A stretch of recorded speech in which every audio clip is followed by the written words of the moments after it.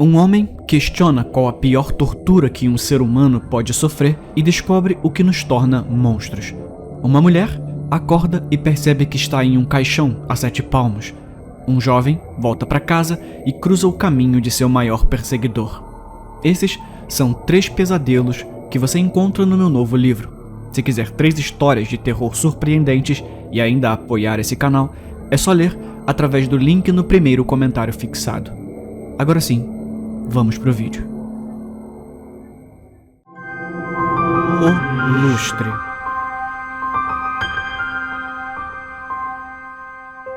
No ano em que minha mãe e meu pai se casaram, meu pai comprou um lindo lustre Baccarat. Pesava 1 tonelada e pendia de 2 lances inteiros de escada. Por ser tão grande, meu pai procurou por toda a Grã-Bretanha uma propriedade que pudesse acomodá-lo. Ele escolheu uma casa palaciana muito antiga no interior do País de Gales. A mansão tinha 6 andares e no meio da casa havia um átrio alto em espiral com um teto de vidro. A escada envolvia as paredes da torre que circundavam o grande lustre no topo.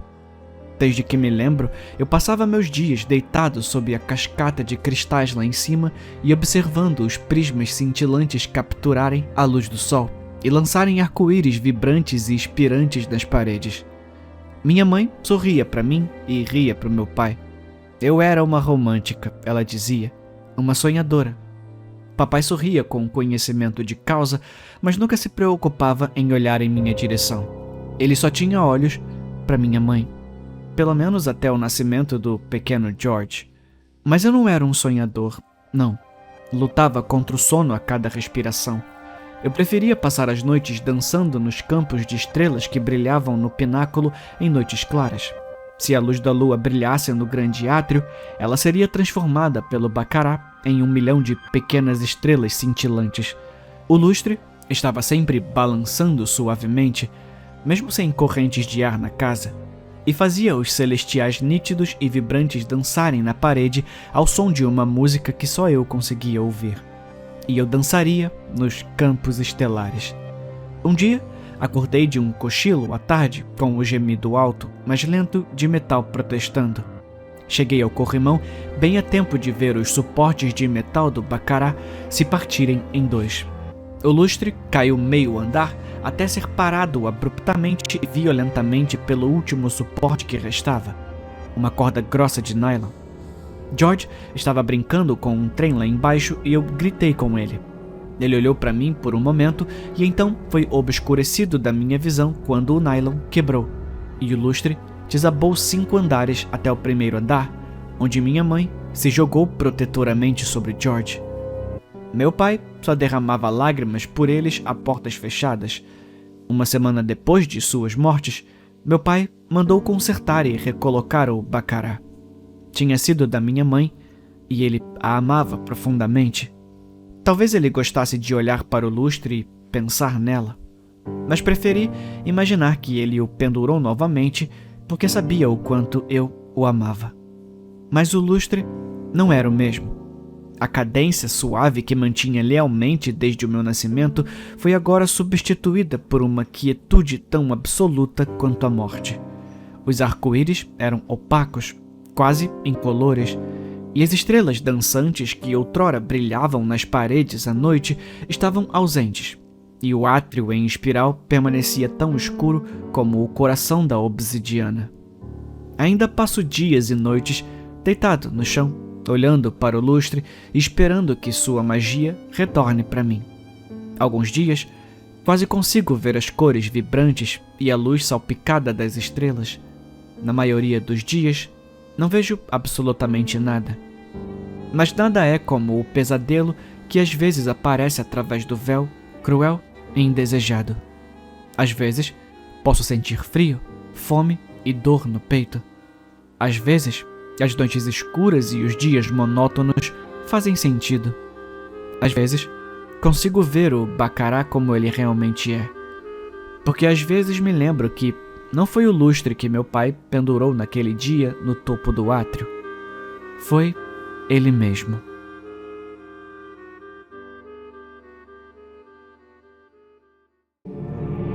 Pete, o alcoólatra. Nas quarta e quinta séries, eu passava a noite na casa do meu amigo Tom quase todo fim de semana. Tom morava em uma casa de fazendas em ruínas no interior. Ele dividia um quarto com seu irmão mais velho, Walter.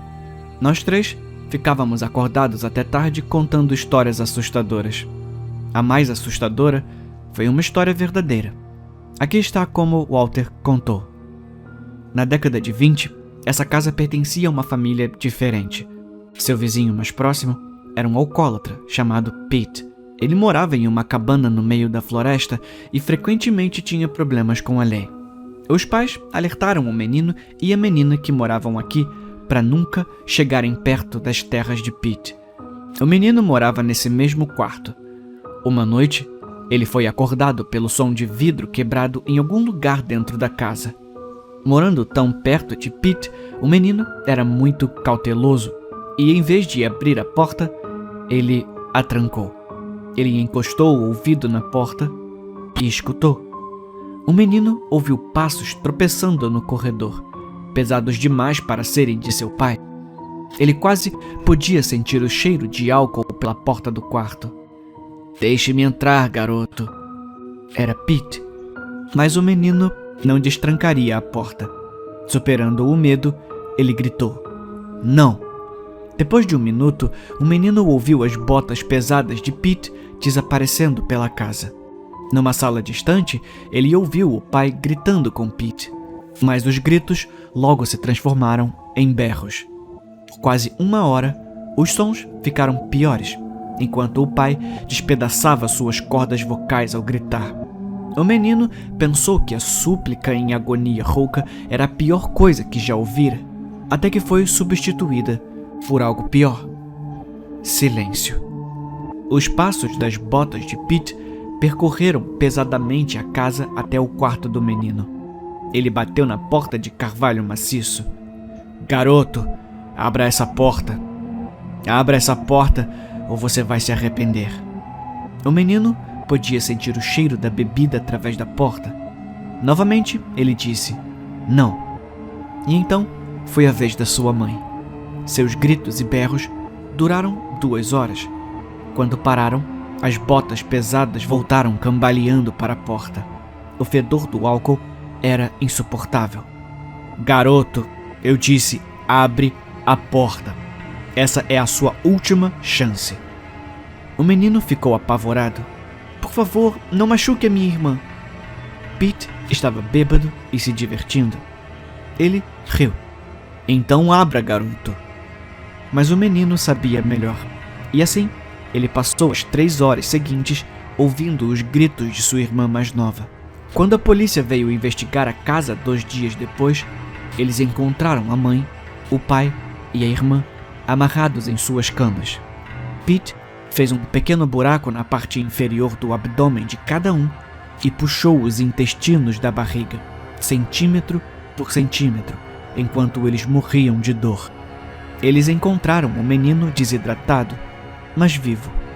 Ele ainda estava trancado nesse mesmo quarto, pressionado contra essa mesma porta. Ele estava completamente catatônico. Ele passou o resto da vida em um sanatório, ocasionalmente murmurando: "Eu deveria ter aberto a porta. Eu deveria ter aberto a porta." Pete acabou sendo capturado e executado. O seu barraco foi demolido, mas o seu fantasma ainda assombra essa casa. Às vezes, podemos sentir um cheiro doce de álcool pela manhã e uma dor na barriga. E quando isso acontece, sabemos que Pete esteve aqui durante a noite, tentando arrancar as nossas entranhas. Essa história realmente me assustou. Sempre insisti para que nós 3 dormíssemos com a porta do quarto trancada e as luzes acesas. Sua imaginação é tão forte nessa idade.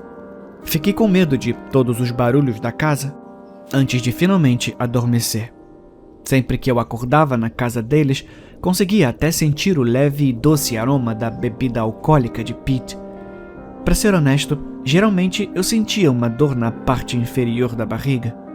Sempre que eu contava isso aos 2 irmãos, eles riam e brincavam junto. "Sim, eu também senti o cheiro", disse Walter.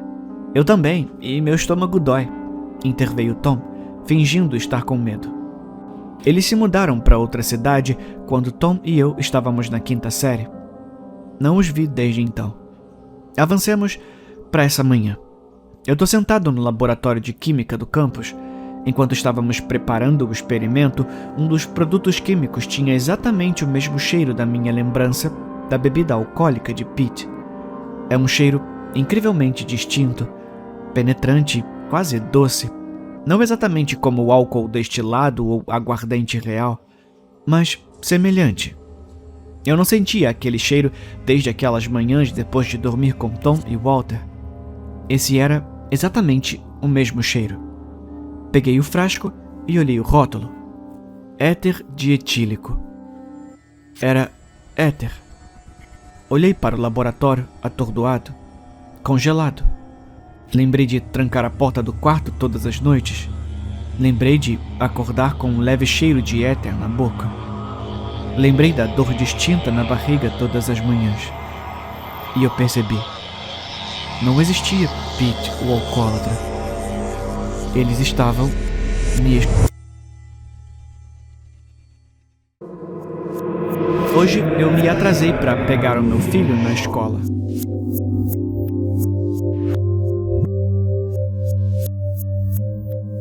Ai, meu Deus! Gritei de repente, olhando para o relógio. James e eu concordamos que trabalhar em home office seria a melhor maneira de acompanhar as atividades de nossos filhos. Agora, lá estava eu, falhando nisso. Apressadamente joguei uma jaqueta por cima do meu lamentável pijama de trabalho e peguei as chaves do carro.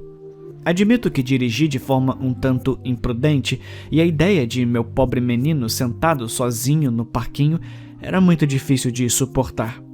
Literalmente, um segundo depois de estacionar o carro, a porta dos fundos foi aberta e um garotinho loiro se materializou em seu assento habitual. Oi, mamãe! Ele me cumprimentou alegremente. Seus cabelos dourados estavam cobertos de suor, apesar do clima frio. Oi, Tommy. Eu sorri de volta. Pelo menos suas roupas não estavam enlameadas. E aí, muita correria hoje? Ah, só um pouco. Ele respondeu. E começou a desenhar furiosamente em um livro de colorir. E quando digo furiosamente, quero dizer literalmente. Tommy estava fazendo buracos nas páginas com giz de cera. 5 anos deveriam ser uma idade estranha. Sua irmã mais velha era a garota mais quieta e descontraída do jardim de infância. Não acredito que já se passaram mais de 5 anos. Talvez seja porque ele é um menino. Meninos são sempre difíceis.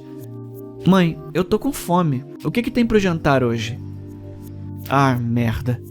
James aproveitou seu dia de folga hoje para passar o dia com o nosso filho de 6 meses na casa da mãe dele para que eu pudesse trabalhar. Fazer o jantar era a última coisa que me passava pela cabeça. Mandei uma mensagem para o meu marido em um sinal vermelho. Tommy ainda estava usando o seu giz de cera para destruir o livro de colorir. Mas pelo menos estava quieto. Não se preocupa, querida, eu vou trazer comida da mamãe. Foi a sua resposta. Ótimo.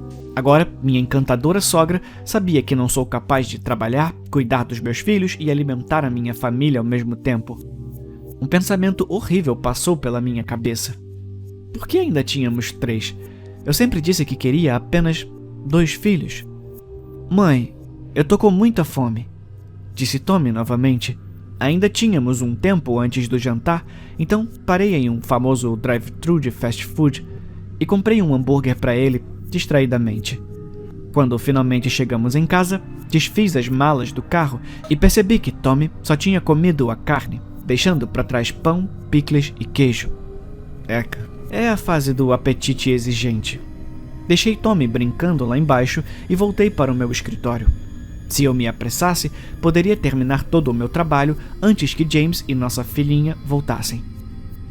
Meu filho mais velho estava na casa do vizinho fazendo um projeto escolar.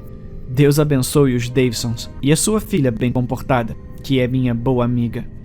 Só mais 1 hora. Você consegue? Eu me empolguei.